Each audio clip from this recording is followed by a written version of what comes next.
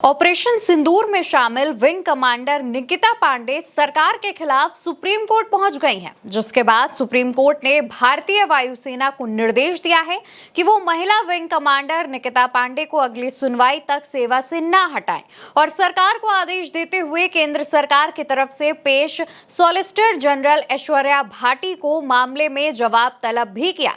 आखिर किस मामले को लेकर wing commander Nikita Pandey supreme court पहुंची? ऐसा क्या हुआ कि विंग कमांडर के मामले पर न सिर्फ भारतीय वायुसेना को सेवा से न हटाने का निर्देश सुप्रीम कोर्ट ने दिया, बल्कि केंद्र सरकार से जवाब भी तलब किया। इस वीडियो में इन सवालों पर करेंगे बात। नमस्कार, मैं हूं आपके साथ अवंतिका। दरअसल दोस्तों, ऑपरेशन सिंदूर और ऑपरेशन बालाकोट दोनों में ही शामिल रहने वाले विंग कमांडर की सेवा के 14 साल पूरे होने और स्थायी कमीशन नहीं मिलने पर उन्हें पद से हटाया जा रहा था, जिस वजह से विंग कमांडर निकिता पांडे ने सुप्रीम कोर्ट में याचिका दाखिल की और अपनी सेवा को लेकर सुप्रीम कोर्ट का दरवाजा खटखटाया।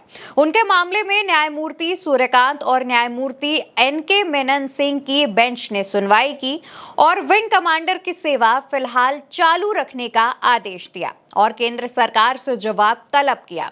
पीठ ने केंद्र सरकार की ओर से अदालत में पेश अतिरिक्त सॉलिसिटर जनरल ऐश्वर्या भाटी से पूछा कि विंग कमांडर निकिता पांडे को अब तक स्थायी कमीशन क्यों नहीं दिया गया। इस पर सॉलिसिटर जनरल ऐश्वर्या भाटी ने बताया कि ये निर्णय बोर्ड के मूल्यांकन के आधार पर लिया जाता है। फिलहाल निकिता के मामले पर विचार करने के लिए एक दूसरी समीक्षा बोर्ड की भी तैयारी की जा रही है।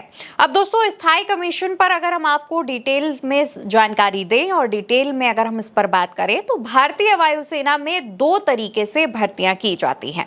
पहला होता है शॉर्ट सर्विस कमीशन और दूसरा होता है स्थायी कमीशन यानी परमानेंट कमीशन। शॉर्ट सर्विस के जरिए किसी भी कैंडिडेट को 10 साल के लिए सेना में भर्ती किया जाता है, लेकिन उनका कार्यकाल 14 साल तक के लिए एक्सटेंड कर सकते हैं। स्थायी कमीशन में व्यक्ति रिटायरमेंट तक की उम्र में सेना में सेवाएं दे सकता है। अब महिलाओं को सेना में ज्यादातर शॉर्ट सर्विस के जरिए ही कमीशन दिया जाता है, यानी कि उन्हें 10 साल तक की सर्विस का जो अलाउंस है वो मिलता है, लेकिन उनका कार्यकाल 14 साल तक बढ़ा दिया जाता है, उससे ज्यादा नहीं। लेकिन फिर उनकी प्रतिभाओं को देखते हुए स्थायी कमीशन भी किसी मामले में उन्हें दे दिया जाता है। अब दोस्तों, निकिता पांडे भी एयरफोर्स में शॉर्ट सर्विस कमीशन के जरिए भर्ती हुई थी।